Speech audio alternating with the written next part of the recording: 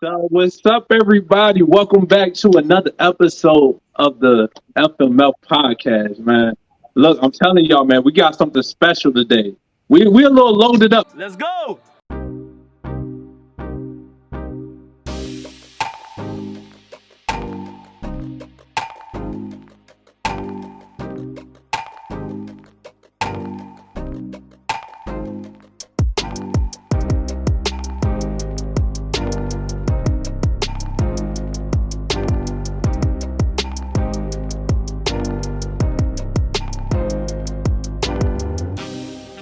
We got the Unfiltered brothers here with us.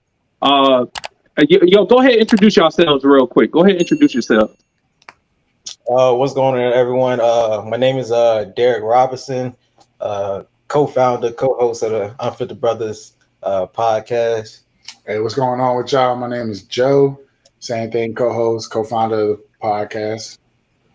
That's what's up, man. We happy to have them on with us today, man. We going live, man, off the cuff. We got a chance to rap a little bit off camera, but we excited to have the Unfiltered brothers on with us. And then we also got a return guest on today. We got Mr. West is in the building. What's up, Mr. West? How you doing today, man? Peace. I'm feeling good, feeling great. I'm here with some good brothers, so I'm ready for the good conversation. All right, that's what's up. All right, so we got Gio, man. He got a video for us. He said, yo, it's in the financial space. So we're going to tap into that little financial talk real quick. G, let me know whenever you're ready. You got the video loaded up.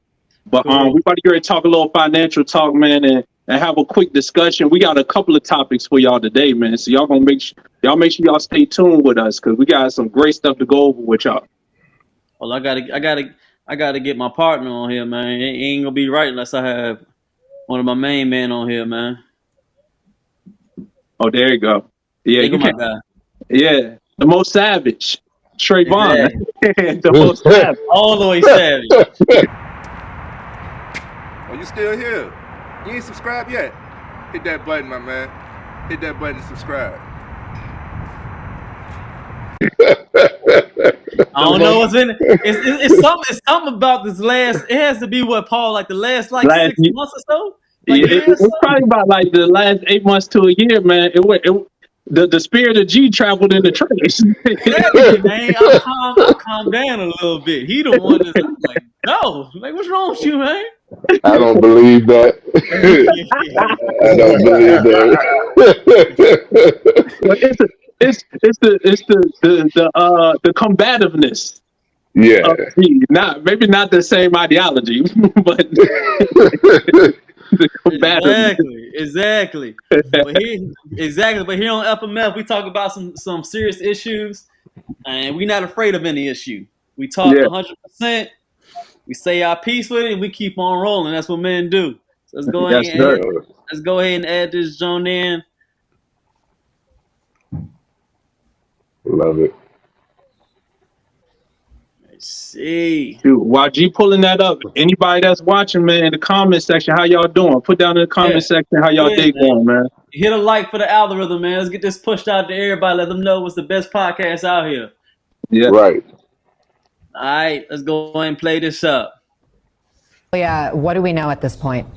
Well, that's right. Affirmative action has been blocked both for private and public colleges. This is in the UNC case and in the Harvard case. We thought there may be a split where they might say that it's unconstitutional for public universities taking public money, but perhaps not for private. But they've said in both cases, college admissions cannot consider race as they try to diversify their student bodies. Now, this is overturning a 2003 opinion by then Justice Sotomayor, who said at that time, we hope in 25 years we won't have to look at race as a consideration in college, but that's just not the makeup of our country right now. Well, it's been 20 years, and these justices have said that the court, according to this opinion today, that they think that race should no longer be a consideration as colleges try to diversify. Going back to oral arguments, we heard then from Chief Justice Roberts saying, look, he basically saw it as being more racist in violation of Title 14 to look at race in considering who should be admitted to college. Harvard tried to argue this is just like trying to get an oboe player on our orchestra. We would look out for oboe players just like we would look at race and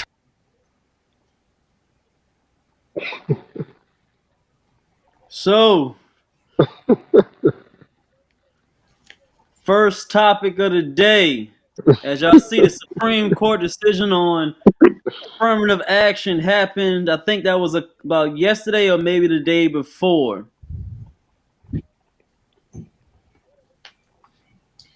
So, question is are we moving forward in America when we're taking away affirmative action, or are we going backwards?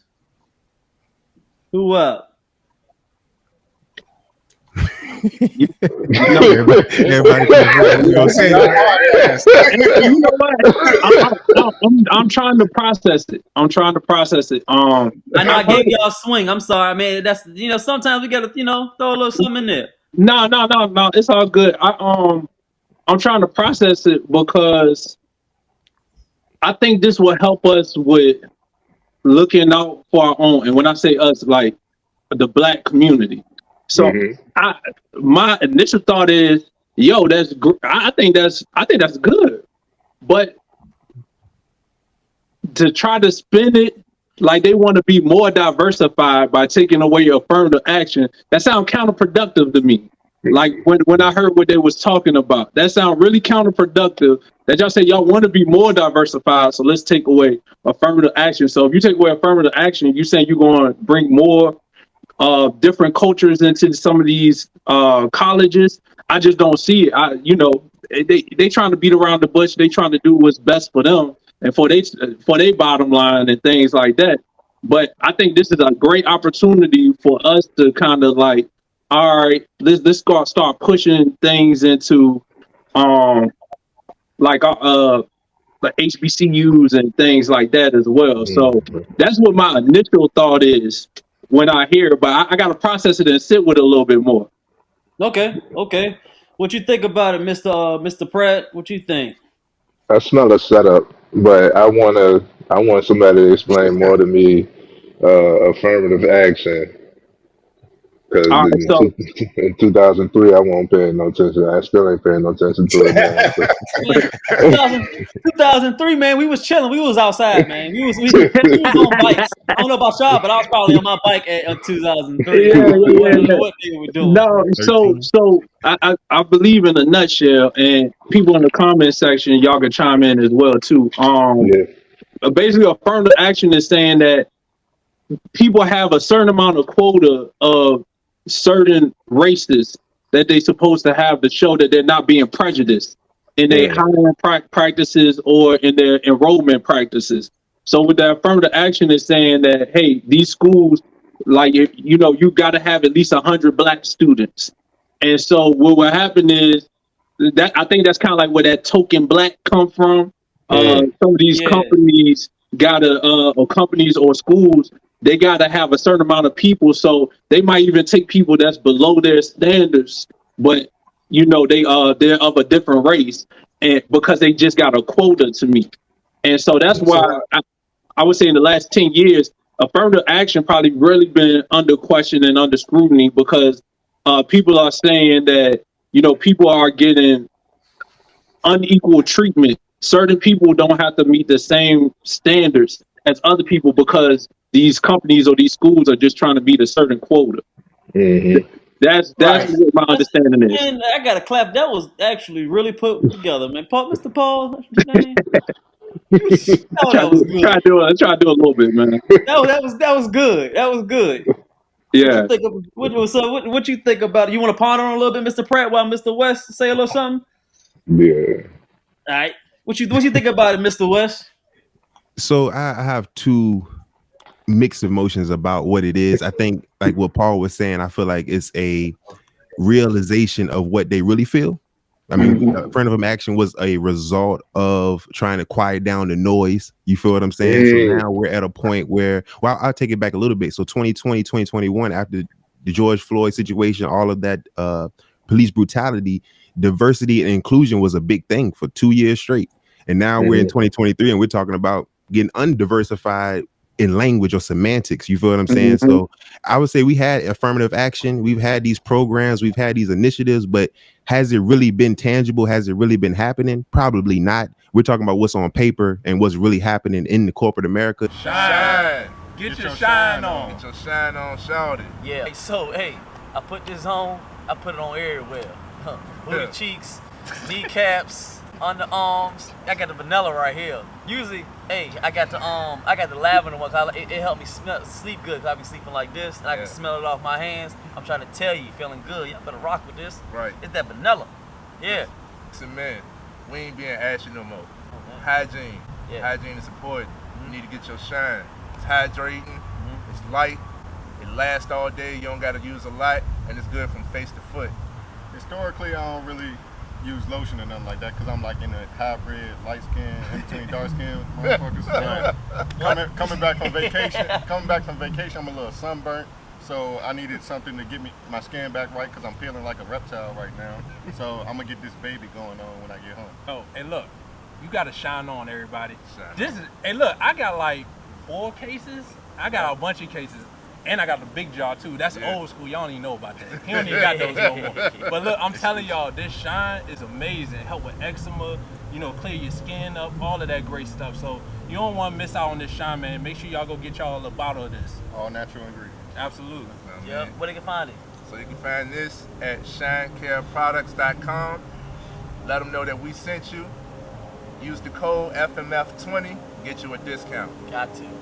That's 2 different things. You know what I mean? So like from a political side, this does help us. It should wake us up even more to say, okay, we can't keep waiting on somebody to do something for us. How long has it been? And we haven't got reparations. We haven't gotten a lot of things that's based on race. But now when something is taken away that could include participation for race or gender or whatever it may be, we can't get emotionally tied to that because we know what this system is and we know what the agenda is. We just don't want to get caught up in what it says on paper. We have to deal with reality.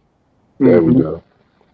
There we go. That was well put too, man. Yeah. That was a good perspective. That was a good perspective. I didn't think of it that way. That's why we got you on here, boss man. See, that's what I'm talking about, baby. So the new guys, unfiltered brothers. Now I need y'all to be unfiltered, man. No, don't be politically correct on here, man. I need y'all to live up to y'all word.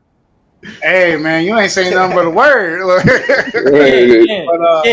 First and foremost, we haven't actually introduced the guys to the podcast. Welcome on to the podcast. Oh This is Derek and Joe of the Unfiltered Podcast. Links will be in the description. So follow them.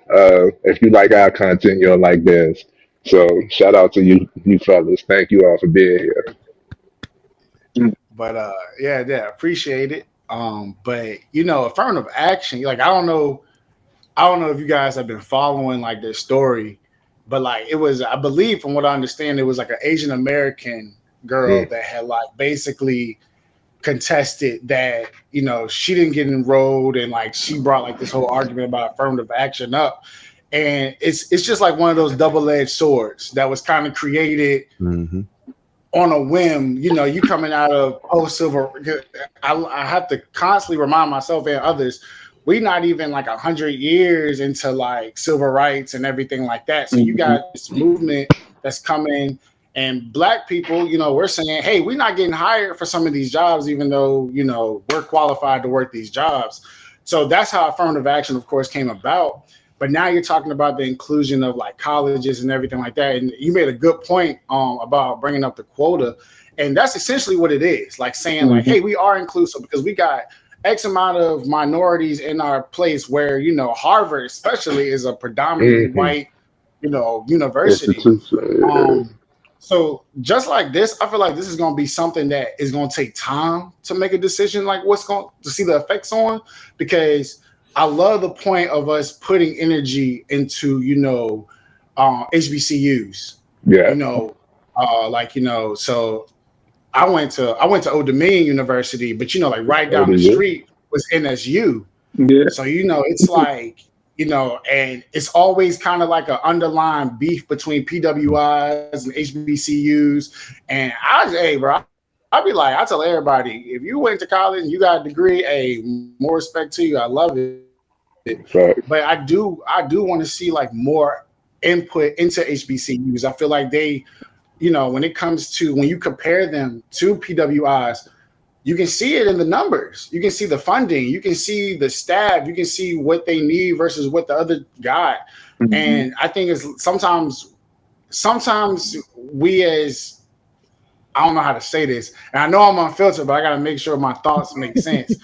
Sometimes I feel like we get so caught up on trying to get to where we need to be that we don't really focus on things like, like I said, like I went to a PWI, that's just because I wanted to go, but somebody would have went to Harvard because they're like, all right, this is a prestigious school. It has Right. the ranking.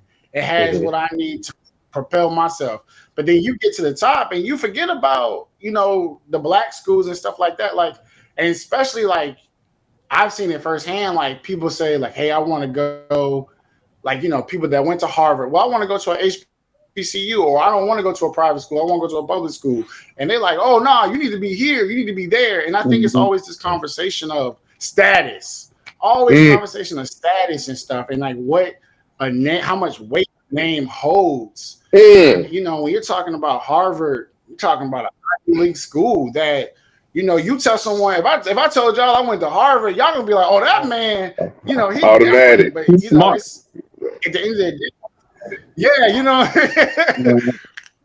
but it's like I'll be like, at the end of the day, man, it's just like if you can get the education, it shouldn't be status attached to it like that. Mm-hmm. If you can get the education here, it shouldn't be no different than me getting it over there. So I'm hoping that Affirmative, like this, I hope that this is a way that we could start putting more focus on bettering schools, bettering ourselves and everything like that, as far as like, focus on HBCUs. But like I said, it's going to be something that time could tell, because I ain't going to lie. I feel like this was just one of those things that just happened because Harvard got put in the bond and they had to make a decision. Because I think it was Harvard and one other school, if I'm not mistaken. UNC. Mm-hmm. Yeah, I was like, y'all just got put in the bond and y'all used your money and your resources, and now this is your way of getting out of it. But what's about to come from it? Because in a couple of years, if the minority rate drops, then that kind of means, that kind of means like, y'all didn't hold up y'all in the bargain. Y'all are not as inclusive as you said. And so it's just one of those things that time gonna have to tell. Yeah, I don't have no long answer like that. Hold on, he said he's not gonna answer like that. He don't have a long answer like that. Oh, my bad. I'm sorry. Yeah, I said I don't got no long answer like that. But like Dress was saying, it's 2023. When you talk about affirmative action, I don't really pay attention to it because I feel like I'm qualified for everything I'm involved in. I like so that. If so with this decision, I kind of got 50. I hope it's a good thing, but I feel like the only way it'll work if you're gonna take away when you fill out these applications, you're gonna take away what race you is. If you are talking about diversity and everything like that, because I feel like the only reason you put your race on these applications is because you want to see the background of these individuals and everything like that. But similar to what y'all was saying, I think it'll be a good thing for us as a community. Now we like y'all. I didn't go to a HBCU either. I went to a PWI, but I always I'm going to show my support to the HBCUs always. And I feel like with this decision, it'll put us in a better place where we can now actually promote going to these historical Black colleges, whether they're private or public, actually educate our community on the things that we need to educate them on. But yeah, like I said, I don't really have a long answer. I would definitely like to dive more into this decision and see all the angles where it is beneficial or whether it's not beneficial. But yeah, when it comes to affirmative action, I think, I don't really pay attention to it because I feel like you should be qualified to go to whatever college you go to.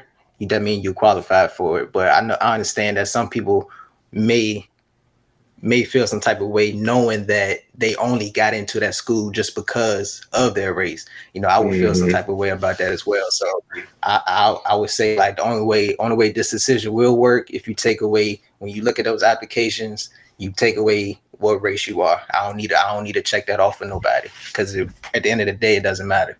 I'm here because I'm qualified. Yeah. I like that. And Trey.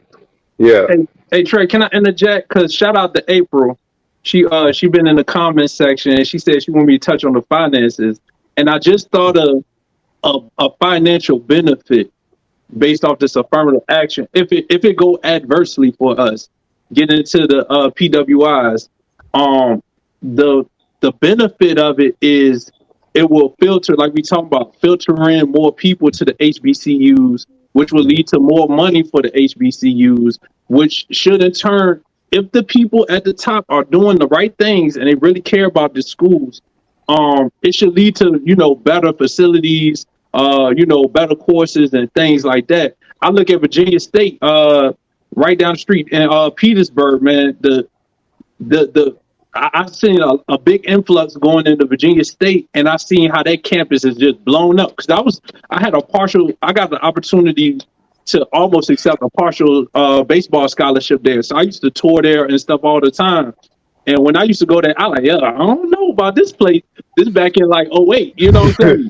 Now it looks totally different now, you know what I'm saying? So shout out to April for putting that in the comment section. I just wanted to touch on that, like one key financial aspect. More people going to HBCU. Yo, what's up, FMF Mob? What's good, yo?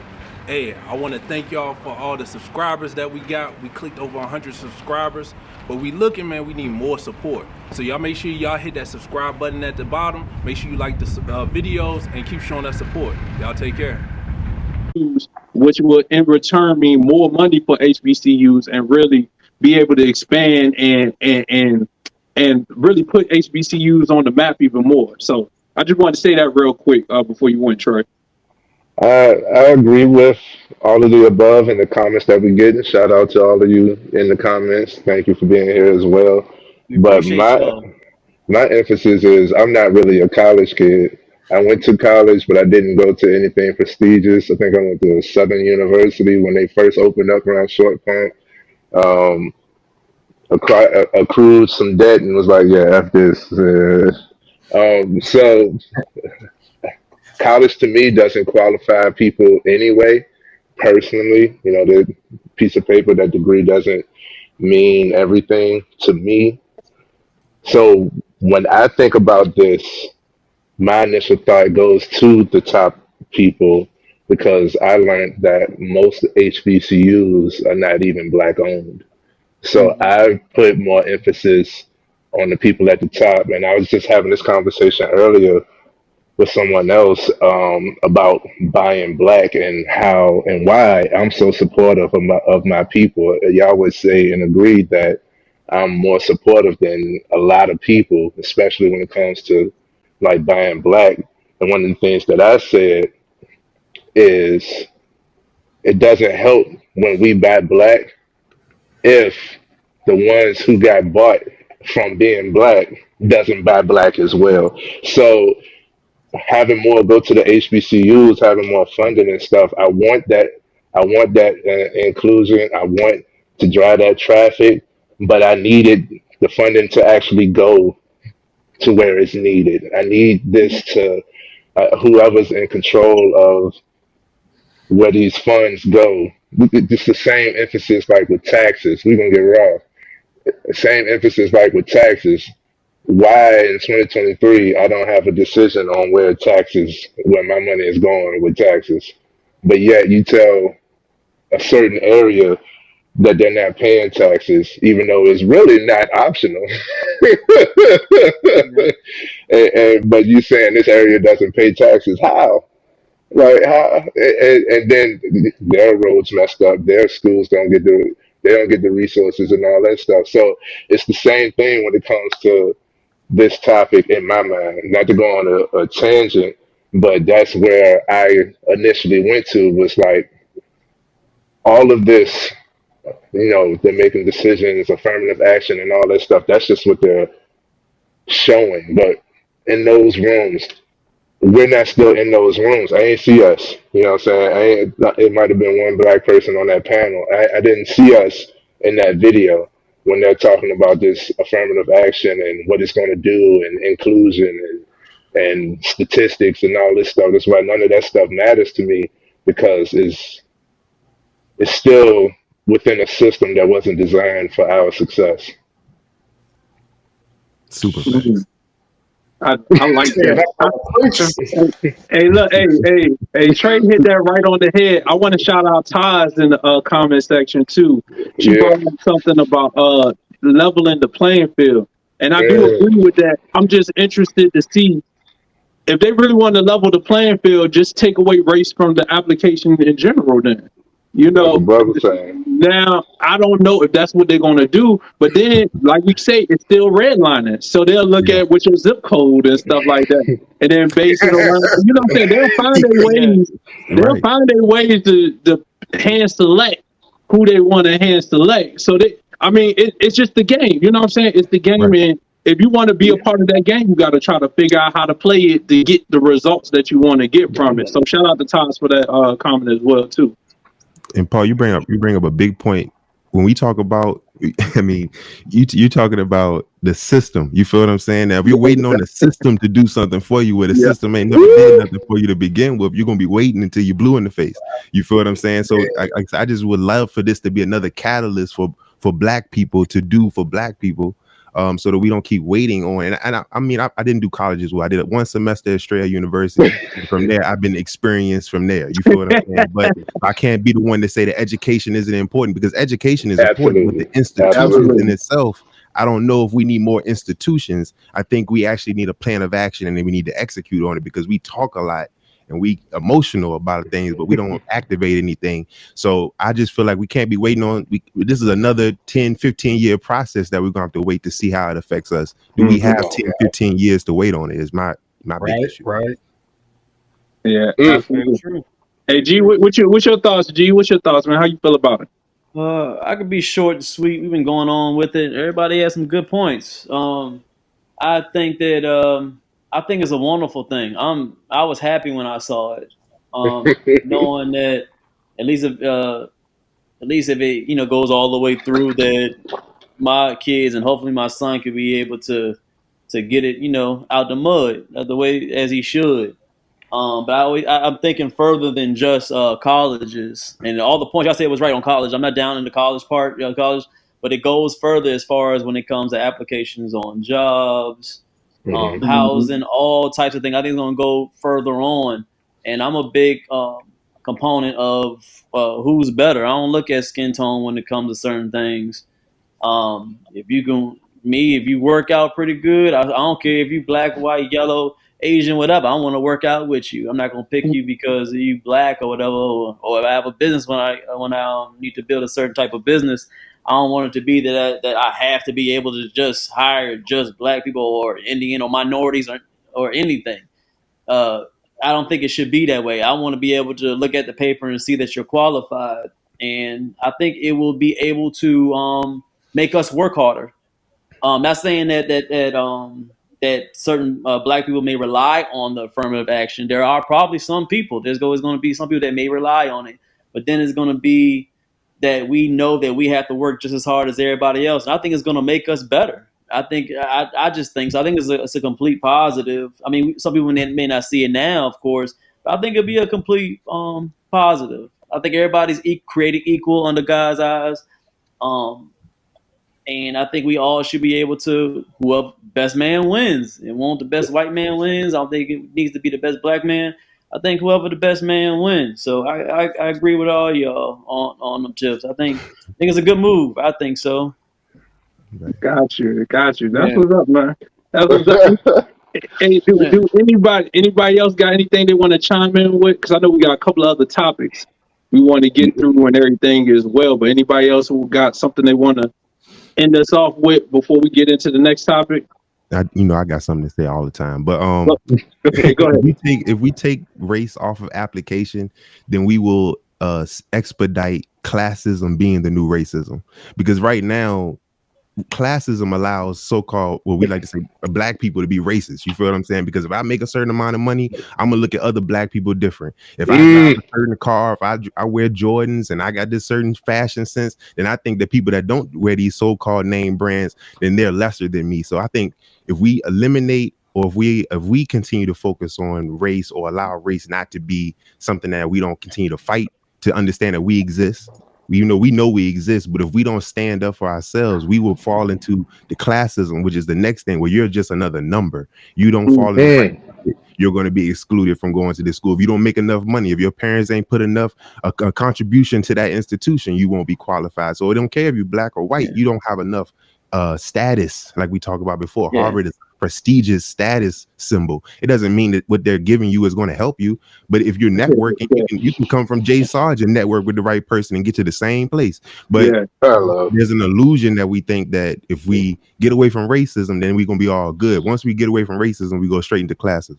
I love it. I think I honestly, yeah, I don't like racism, but I like classism. I'm classist.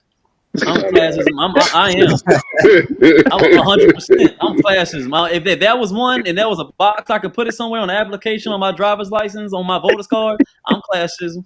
Yes, I am. 100%. Come on, bro.